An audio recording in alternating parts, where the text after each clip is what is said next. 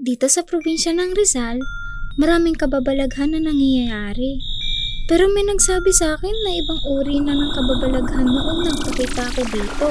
Chico tawag sa akin ng mga tumulong sa akin. Tumulong sa akin ang mga sanggalang, si Taong Inay, Taong Joseph, at lahat ng naninirahan dito. Si Taong Jo, grabe na weirdohan sa akin, pero lagi niya akong sinasamahan.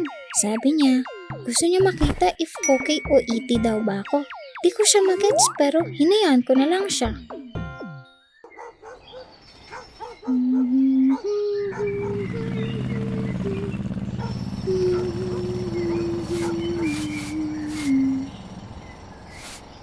Huh? Ano yan? Chico, anong hawak mo dyan? Taong Inay, ano po to? Bakit naka-frame itong flyer? Yan. Picture yan, galing 2018 pa. Kasama ko pa dyan mga ninong nila Jo. Nag-picture taking lang kami kasama ng mga coordinator. Ayun, ginamit nilang picture para sa pang-flyer nila. Sa may bundok niyo po ba to kinuha? Yung malapit? Oo, dito lang yan sa Pinugay. Hmm, Gusto mo bang lumabas at umakyat sa bundok? Alam kong mahirap na tinatago ka namin dito sa bahay. Di ka pa nakakalabas masyado, di ba? okay lang po ba talaga? Siyempre, isama mo na lang si Jo. Alam ng Diyos, kailangang lumabas-labas ng anak kong yun eh. Salamat po, Taong Inay. Taong Jo!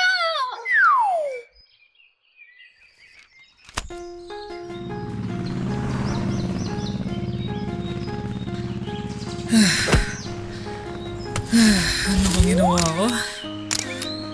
Ba't pa ako sinama dito? Wow! Ang ganda naman dito, Taong Jo.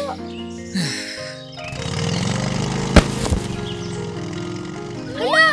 Hoy! Chico!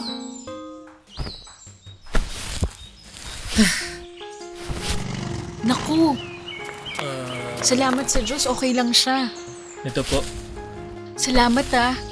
Taga dito pa kayo?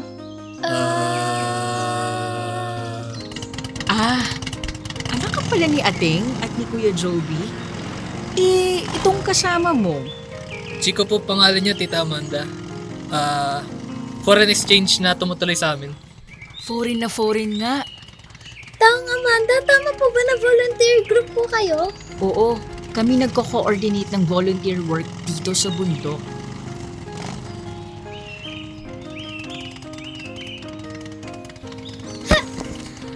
I-park ko lang ito. Mag-explore lang kayo dyan. Wow! Iba talaga halaman dito sa Earth. Kakaiba talaga. Bukod tangi iyan. Dito lang sa Pinas mo sila makikita. Tawag naman dyan ng mga tao, JC's Vine. Dati pa yang tumutubo dito sa bundok. May iba pang species na ganyan na ang tawag ay Jade Vine. Nasa may kabilang parte siya ng area namin. Yun naman makikita mo sa 5 pesos natin kung meron ka. Pahaba siyang tumutubo. Yung JC's naman, pahiga. Ganda no? Pero bihira na rin makakita ng mga ganyan eh. Pagkaate rin kasi yan pag tumutubo na. Mga 2 linggo lang siya nagbubloom talaga bago daanan ng mga paniki. Sila kasi ang mga pollinator ng ganitong halaman. Bakit naman po bihira? Parang marami naman po sila dito sa paligid natin. Oo, marami dito sa amin sa Hermosa. Pero dito lang. Nanganganib na kasing mawala ang mga halamang ganito sa Pilipinas. Marami-raming rason. Pero mostly kasi marami nang napuputol na puno at maraming kumukuha sa kanila para ibenta. Hindi lang siya. Dito sa Hermosa Planta, marami kaming pre-preserve na halaman at kagubatan para sa mga halaman. Para tumubo pa rin sila dito at hindi mawala ng tuluyan. Mawawala ng tuluyan?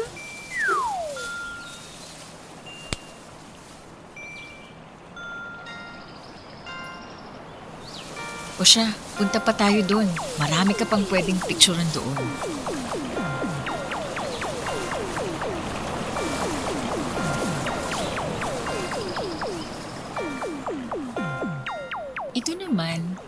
Namaho. Matagal tumubo ang mga prutas nito. Hindi ka rin makakahanap ng gantong puno sa labas ng Pinas. Makikita yan sa mga riverbank, sa mga Tagaytay. Mga 7 years din yan bago mag-mature. Katabi naman yan ang tawag ay tiger palm. Yung mga dahon niya kasi ang tutulis. Para na lang sa paa ng tigre. 5 to 8 years din bago mag-maturity. Mga gantong puno makikita talaga sa mga dipterocarp forests. Wow! Lahat ba ng puno dito nagbubukod tangi, taong Amanda? Hindi naman lahat, pero marami oo, dito lang talaga.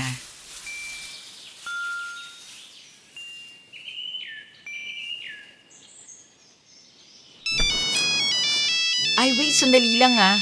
Hello? Uy, hello, Marge.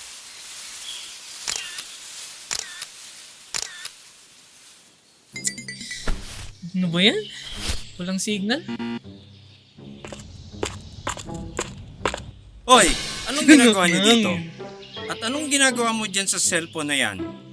Bawal mag-picture-picture dito. Sino ka ba, ha?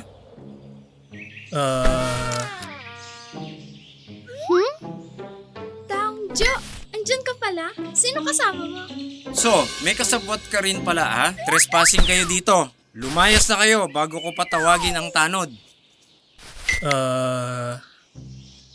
Hoy, grabe ka naman sa mga bisita natin. Bisita? Amanda, kung sino-sino na naman inuuwi mo dito sa atin, di mo man lang ako sinasabihan? Tang, pagpasensyahan niyo na ako. Nahulog kasi yung isa sa mga halaman sa tricy kanina. Silang dalawa yung tumulong sa akin. Hinahanap rin talaga nila itong hermosa planta. Kaya sinama ko na sila. Basta, bantayan mo sila. Ah, ikaw na lang magbantay, Tang. Tinawagan ako ng bayan kanina, kaya nga naiwan ko sila ng saglit. Pinabababa ako nila Aling Marge. O siya, iwan ko muna kayo dito kasama ni Ibarra. Tinatawag kasi ako sa baba. Thank you po, taong Amanda. Ingat kayo. Di man kayo trespassers, pero sabi ni Amanda, interesado kayo sa volunteer work. Sige, magtrabaho kayo.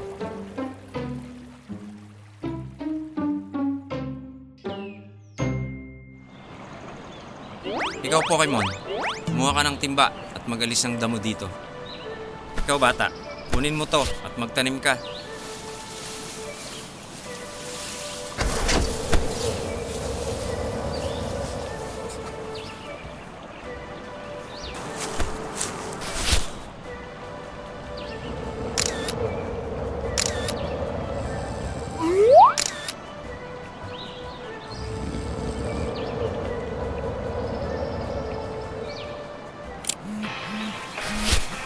Ma?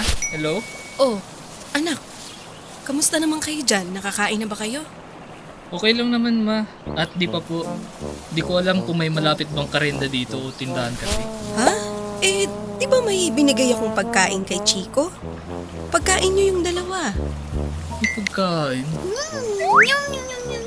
Ikaw talaga! Akin na yung akin! Anak? Okay na pala, ma. Di kasi sinabi sa akin ni Chico, may dala siyang pagkain. Oh, nahanap niyo ba sila Aling Amanda at Ibarra? Oo, ma. Nandito na kami sa may Hermosa. Grabe nga pag-group nila sa amin dito.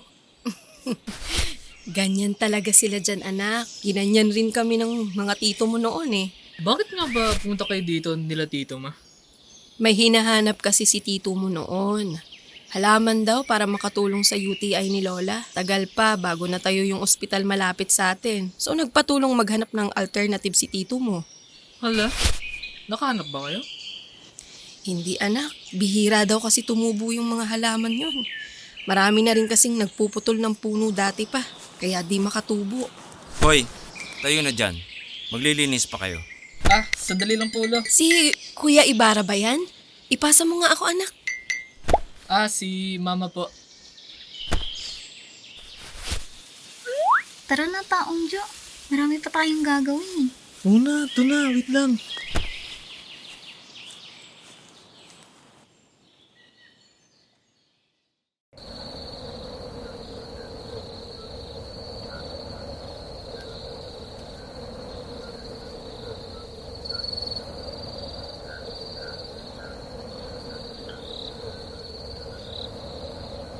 Chico, ba't mo ba talaga gustong pumunta dito sa bundok? Alam mo, Taong Jo, sa planeta ko, bihira na kami makakita at makatubo ng sarili naming halaman. Grabe kasi nangyari dati dahil sa paulit-ulit na pag-iba ng panahon doon.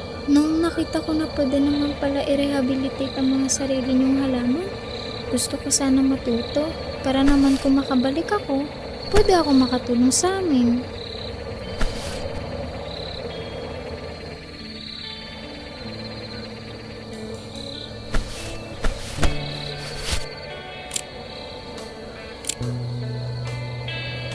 Jo, Chico, uwi na tayo bago pa kayo hanapin ng nanay nyo.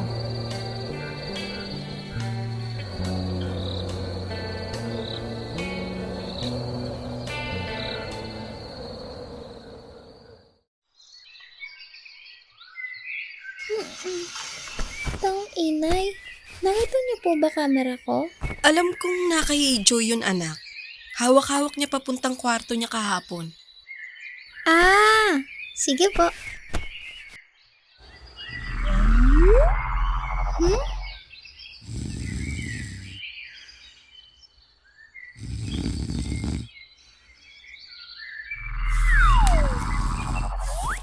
Hmm? Ano to? Ay.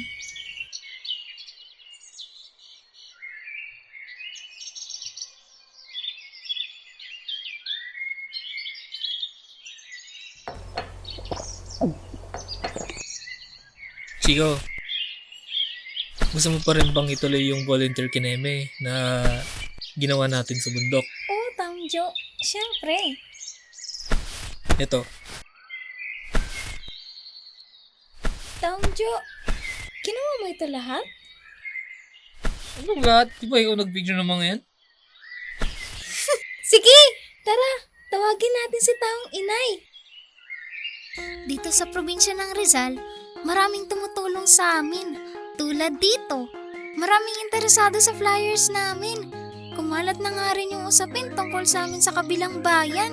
Kaya maraming tumulong. Kaya nakapag-ayos kami ng official na volunteering event kasama sina Taong Inay, Taong Ibarra, Taong Amanda, at syempre si Taong Jo.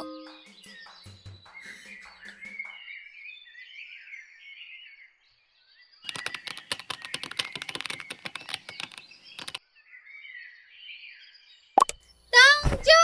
Nandito na sila, Taong Amanda! Palabas na!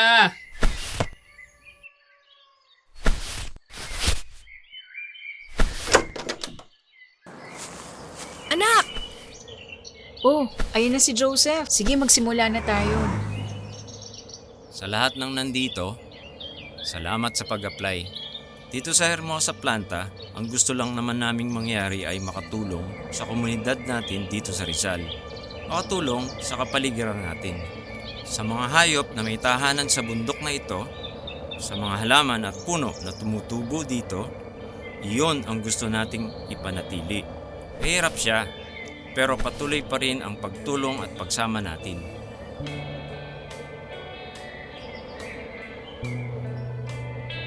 Magsisimula na tayo. Kung kailangan nyo ng guide kung saan pupunta, puntahan nyo lang kaming dalawa ni Ibarra, si Inay, Joseph at si Chico. Tara!